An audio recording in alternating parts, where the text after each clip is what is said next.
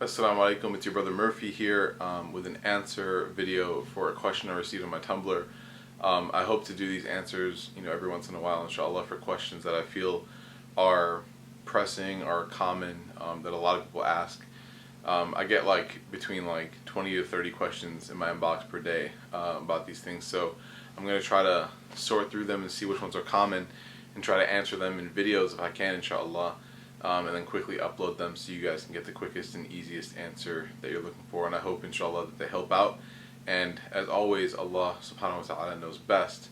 The question I got today was kind of alarming, not really because of that it's unbelievable or that it's a question that I don't get often, but it's a serious question, and it has to do with self-harm, hurting oneself, or even thoughts of killing oneself, depression, kind of like self-deprecation, hating oneself to the point of wanting not to live anymore. I think that one thing that people kind of fail to give young people credit for, because a lot of young people seem to have this issue, is that it is very difficult to be a young person in this society. If we even forget about religion altogether, it's just very difficult to be a young person in this society, in any culture, honestly.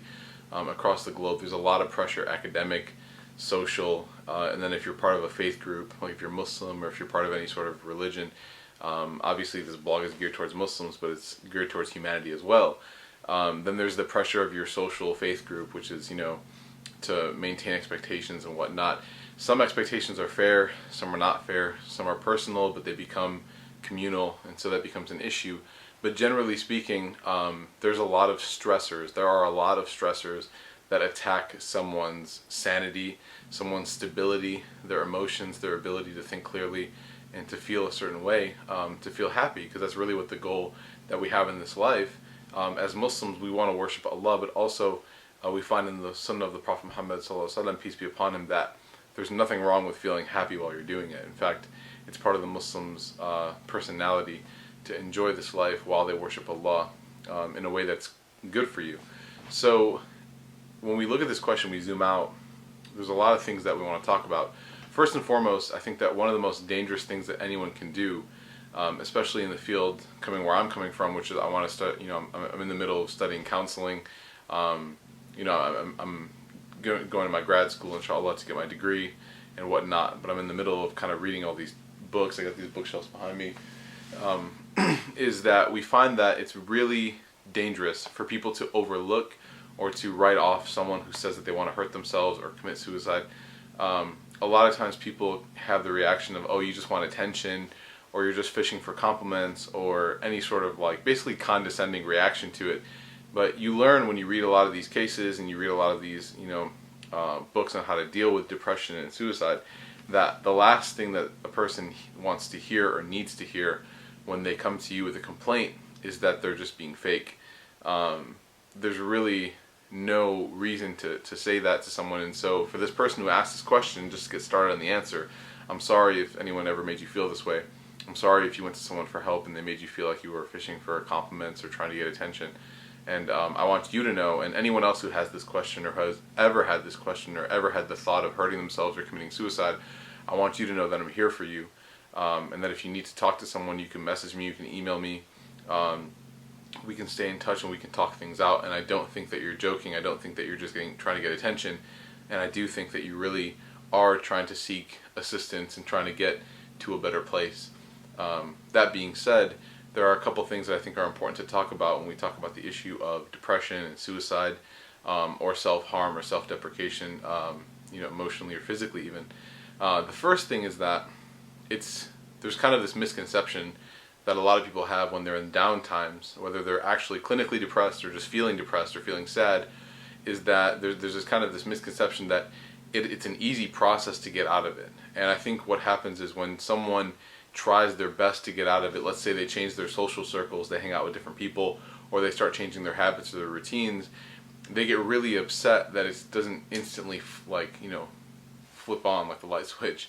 But emotions are very difficult. They're very volatile. They're very malleable, but at the same time, it's also difficult to push them from one place to another and keep them there.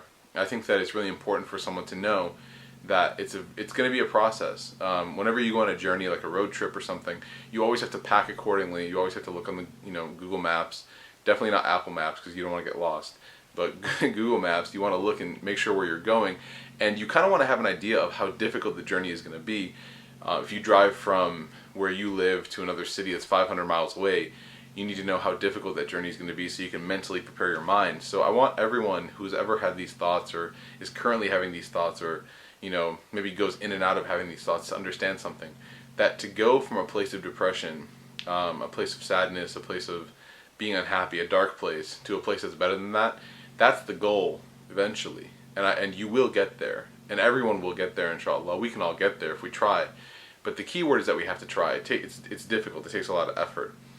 Now, naturally, when things take a lot of effort, we usually try to team up with other people and get things done in groups. And so the first advice I'm going to give anyone who's feeling negative or even suicidal is to ask yourself and reflect on what your social circle is. Who are you hanging around? Are you alone all the time? Loneliness can be man's worst enemy or woman's worst enemy. It can be a person's worst enemy, especially when they're feeling down. And so you want to make sure that you're hanging out with people who reinforce good thoughts, good habits, positive atmospheres.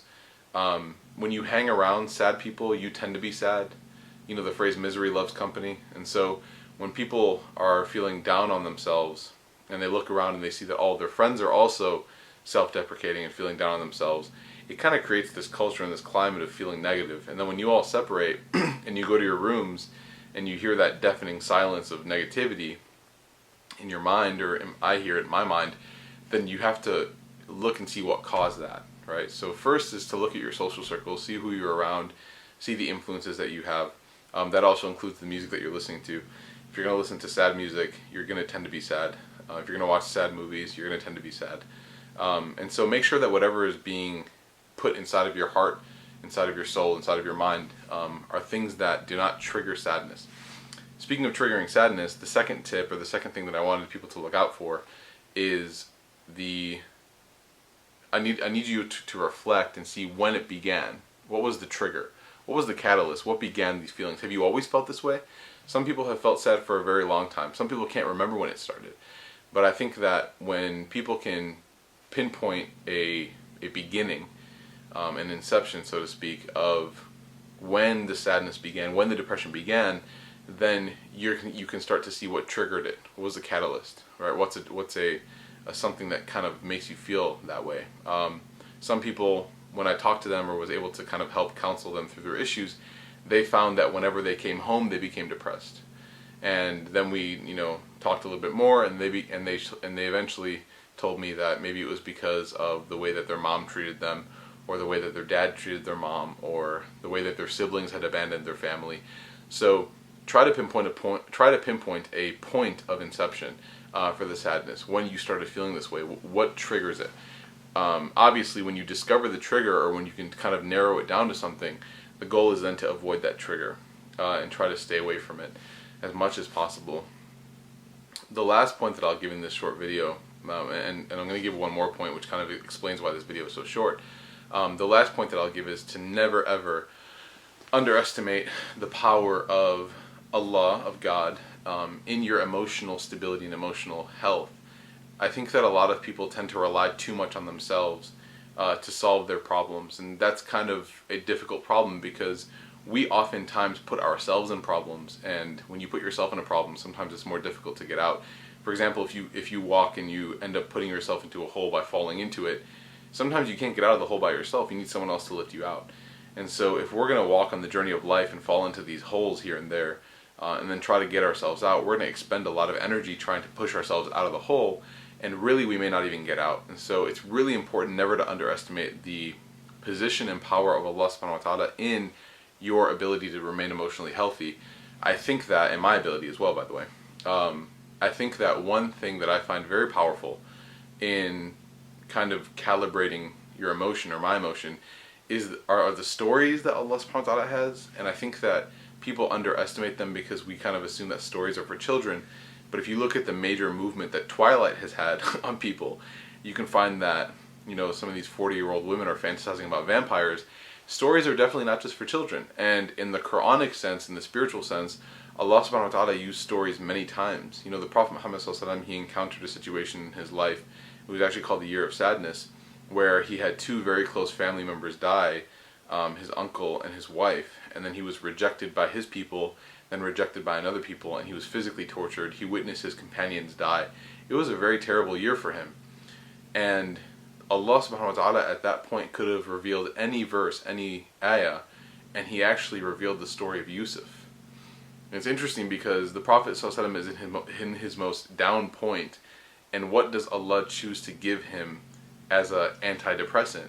He gives him a story, and it's the story of Yusuf. And if you read the story of Yusuf, subhanAllah, you find that there's a certain blessing in just reading it, and you find out that this guy, Yusuf alayhi salam, went through difficulty upon difficulty, treachery, backstabbing, false accusation, rumors, society and community was backbiting about him, just all kinds of difficulty. And then eventually at the end he saw the light at the end of the tunnel and everything was rectified. But he had to go through lots of darkness to get there. And so I think realizing what stories can do to help is a very important part of remaining emotionally happy.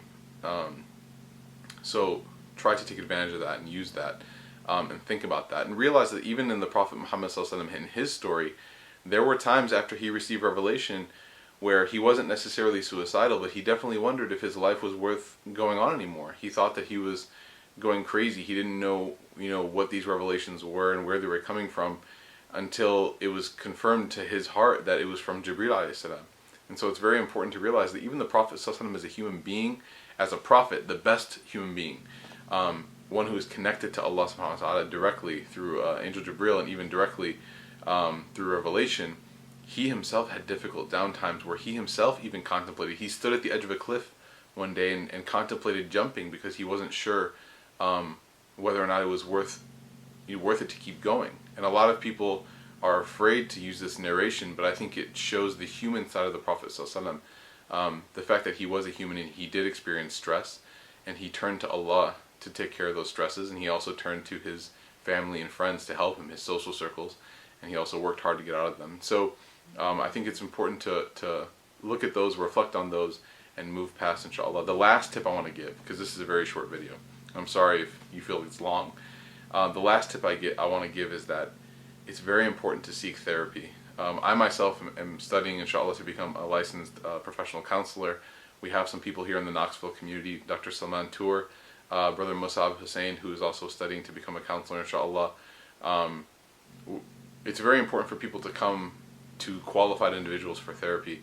I think the word therapy makes people think that they have to be crazy to get it. And again, whatever the word crazy even means, I think crazy just kind of is a word for different. But anyways, therapy is not just for crazy people. Therapy is for people who need assistance, and really all of us need assistance. The Prophet ﷺ, his companions, came to him for therapy. He went to Allah for therapy. He went to Allah for therapy. When he was going through down times, he spoke to Allah for therapy. So everyone needs to have some sort of person they can talk to, especially a person who has been trained and qualified in counseling techniques and how to get people out. So I will recommend, please, if you're considering hurting yourself, or if you're going through a downtime and having suicidal thoughts or inclinations or intentions, or even have attempted it, to just connect with a therapist. I can try my best from here. I'm not a licensed counselor yet. I'm studying to become one, but I can help you out as much as I can. But I really do urge you to find someone in your locale that you can meet with on a regular basis, that you can talk to and try to get things balanced out, inshallah. I hope everything goes well for everyone who is suffering, and I ask Allah to help everyone, inshallah, with their ailments, emotional, physical, spiritual, because we all need it. Jazakumullah khairan. Please keep sending your questions, and I'll try to answer them as much as I can, as best as I can. Wassalamu alaikum wa rahmatullahi wa barakatuh.